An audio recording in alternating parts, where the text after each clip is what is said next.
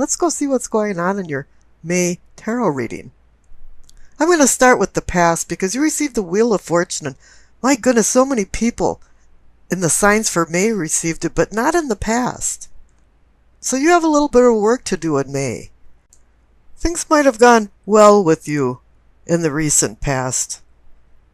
Makes me think of the number 63, Ye Jing. It's called already forting, or completion of completion. Nothing is ever really complete. You get to a point and you're at an end point, but then you have to start again and do more. The wheel reminds you of the capricious nature of fate. Rota Fortuna, they called it in Latin. And the goddess Fortuna changed the position of the fates as the wheel spun. Considering it random, but is it really? And this is telling you that old roads lead to new forks in the road. And it unveils revolutionary new prospects. And now you've sought out these new prospects because down in the base of your spine for sourcing and urgings, you receive the Three of Wands and the Fool. The Three of Wands is about boldly going out in the world and finding your place, navigating the rough seas and sailing your ship into a safe harbor. It's about making your plans into a reality, and it's a card about motion and movement and going forward. And now you're the Fool. Spiritus, the breath or spirit of life, the itinerant wanderer, that now wants to discover the great mysteries of life and how you fit into this with your small little microcosm of your world. For any Gemini, you're the nomadic wanderer of your mind, but you do have a capricious nature just like the Wheel of Fortune has. And I don't think your adventures are aimless, but it's more for the experience of it. In Buddhism, time is not counted, but experienced. And I think that's what you want to do right now, is you want new experiences for new learning opportunities. And the Wheel from the past and the Three of Wands next to the Fool is giving you the runway for this. Now up in your sacrum and pelvic for awakening and arousing, you receive the Four of Pentacles. They call this the miser card, that you're not charitable and you're hanging on to money, but I don't look at it that way. It's like you're a Klingon and you're hanging on to something that doesn't serve you anymore. Maybe you have an attitude like it's play now and pay later, and not making the right decisions that you should be making right now. Because the clarification card is the Two of Cups. It's a card about decision, partnership, balance. It's also about relationships and the level of your relationship. And I think for some reason you're hanging on to something emotionally. It could be a love connection, or it could be a connection to things that just should not remain in your life. And you've been hesitant to change. And up above in your solar plexus, you received the Fool again. It's reminding you that the Fool heralds refreshing new beginnings with freedom and optimism, but he also has a perilous naivety about him, and I think you've been a little naive about what's going on. Now the clarification card is a good card. It's the Ten of Pentacles. It's a card of retirement. And we're not all at the retirement age, so it's more of a card of just satisfaction and contentment. And maybe things are moving fast now and you're realizing that you really do have to change and take the rose-colored glasses off, because I pulled another clarification card and you received the Eight of Wands. The card of sudden change. And it's also a card of messages and news. And maybe it's you saying to yourself, hey there, Kmart shopper, it's really time to change. Now in the center for the heart of the matter, and more of the subconscious you receive the Eight of Pentacles and the Ace of Swords. Now the Eight of Pentacles is about being skilled and talented, and Gemini is skilled and talented in many, many different ways. It's to the point where you're going from a student to a master, and you can teach other people. Now the Ace of Swords says, yeah, now it's time for a new sword beginning. Because you are swords. You are air. You're intellect. And all of a sudden you can use this sword to cut to the heart of the matter. Find the fork in the road for the revolutionary new prospects that the Wheel of Fortune in the past has offered. It's there, you just have to see it. And use your talents to move all of the plans that you're making with the Three of Wands forward. Now down in your throat for learning and communicating, teachings, receive the Seven of Wands and the Seven of Pentacles. 2 sevens. 7 can be a very spiritual number, or it can be the number of testing, putting you through various obstacles and tests. Now the Seven of Wands is about you succeeding, but you're on top of the hill and you're constantly defending yourself or defending your beliefs or defending your decisions. And the Seven of Pentacles is about almost to harvest. This is a tenuous time that you have to be vigilant in what you say and do, because the fruit of your labors and the abundance from them can be lost in one swooping motion. You know, the Ace of Swords in the heart of the matter is there, but it's only a promise.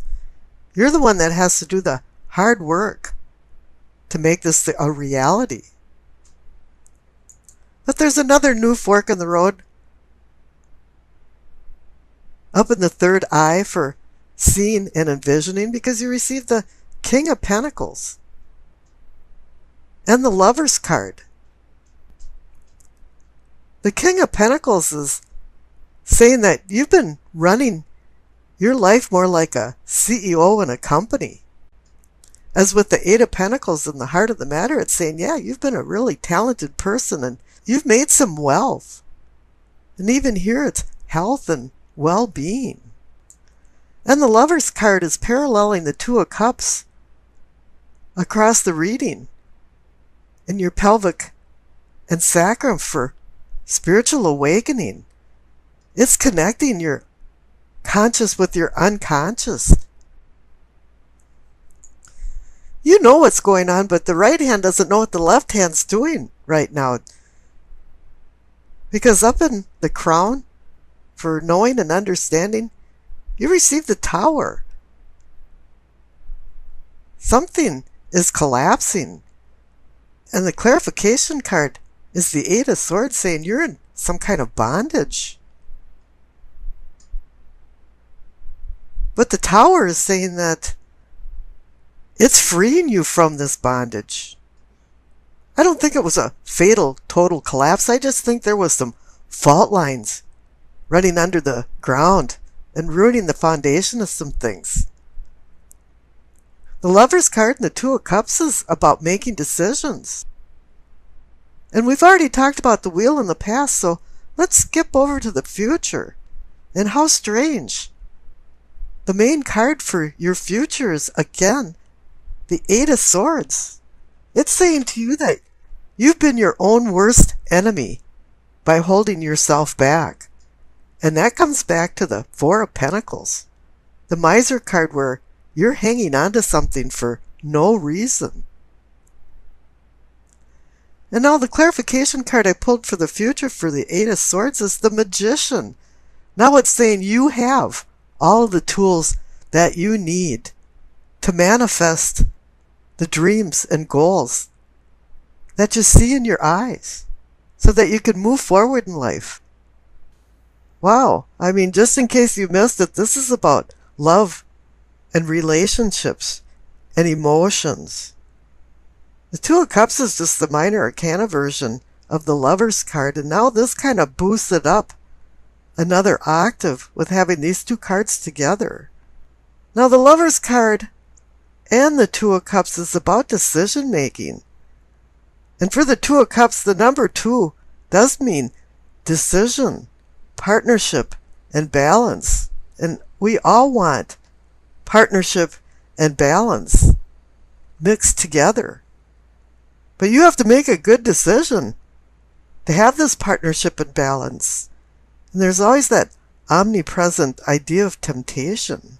You know, we talk about morals and values, but you have to back up a little bit and think about ethics. You have to have ethics before you have morals, and you have to have morals before you acquire values. And this comes in to what you've learned in the past and what your beliefs are now for you to make decisions in the future. And there is a duality going on here because there's grace versus temptation. But then you think about it too, and we've got the senses, and it's the unconscious versus the conscious, the physical versus the spiritual. This is also vice versus virtue. You know, there's even a divine and earthly component involved in this, and you have to make a lot of choices. And it's kind of funny that it's about impulsive desires, and then you have to make these level-headed choices. How does this work? Well, in reality, it really doesn't a lot of the time.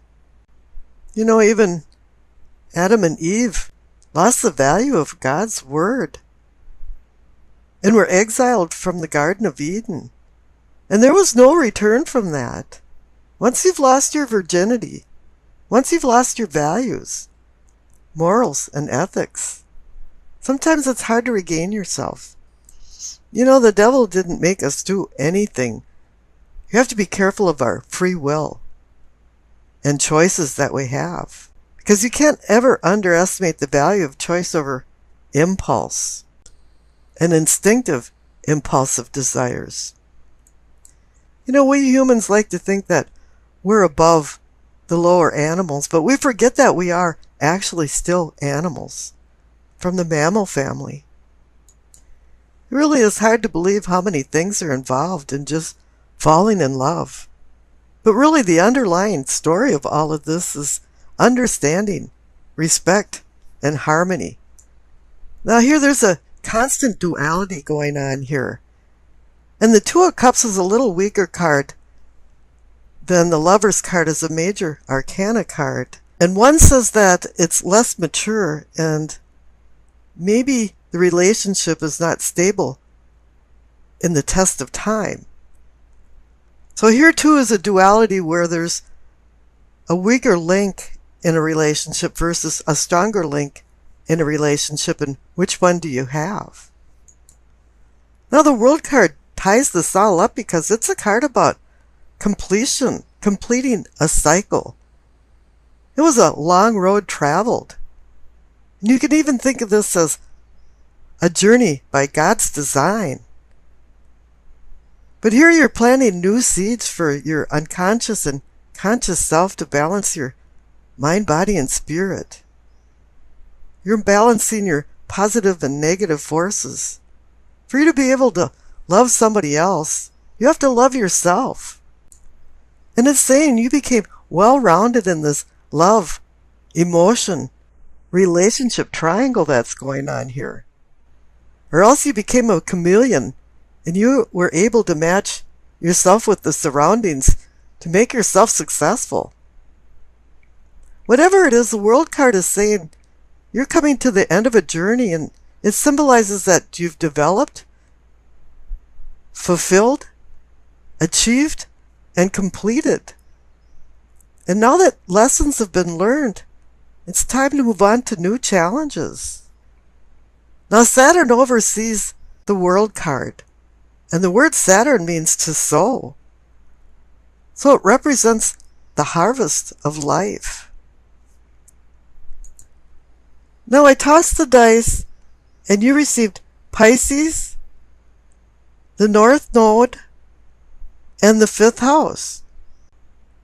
The North and South lunar nodes are mathematical points that take into account the relationships between the sun, moon, and the earth. The north node of the moon can loosely be interpreted as a purpose or destiny of your life. And all eclipses occur near the lunar nodes, where the moon's path crosses the sun's path in the sky. And just as a side piece of information, right now the north node has just gone into Leo. Now the north node in the 5th house indicates that you're melting into the backdrop as to not draw attention to yourself. But when you do that, you lose your personal, unique identity. And you just become another face in the crowd. You can easily detach yourself and try to avoid risk-taking and stay in the safe zone. And you really worry about what other people think, but it's about time for you to say the hell with what other people think. And you have to strike out on your own to find your own life path. You're looking for an inner balance and happiness that's attained through self-confidence. You know, sometimes you can be anal retentive and criticize too much and ignore the delight of living. You're saying, oh, that's real bad, and saying, wow, did you see that sunset? You know, and your critiques flow to yourself, and you start doing some self-flagellation, self-punishment. And this is because of the north node in the 5th house. You have to start becoming more flexible, like a small palm tree in the wind. Because as you get older, these beliefs of yours and criticism can actually break things up. And if you're like the palm tree, as it grows older, it doesn't break, it just bends. And now it's time to just start being yourself and not worrying about what other people think. If they don't like it, you know what they can do with it. Now, Pisces in the 5th house puts you in dreamland. And you need to get in touch with reality. Hello, Earth. You know, ground control to Major Tom. You might not be able to put your finger on what attracts you to a certain person. But it doesn't really matter in the scheme of things, does it? But this Pisces in the 5th house thing is saying to take your rose-colored glasses off, because one morning you might wake up next to Genghis Khan, or even worse, that little twerp Napoleon. Or even Rasputin. And then for the guys, it could be Lilith or some soulless human Barbie. So make sure whatever choices you make in love and relationships, in the end, doesn't cast you into disappointment. And you know, having the 2 of Cups and the Lover's card is like taking a gradual step. The 2 of Cups is the baby steps. And the Lover's card is then more like going to graduate school. And it means that you should have self-awareness. Self-awareness of your strengths and weaknesses, of your thoughts and beliefs, and of your motives and emotions. Here we are, we're back to duality again. And there's one more lesson of duality, and that's yin and yang. You know, there's always a seed of good and bad, and a seed of bad and good.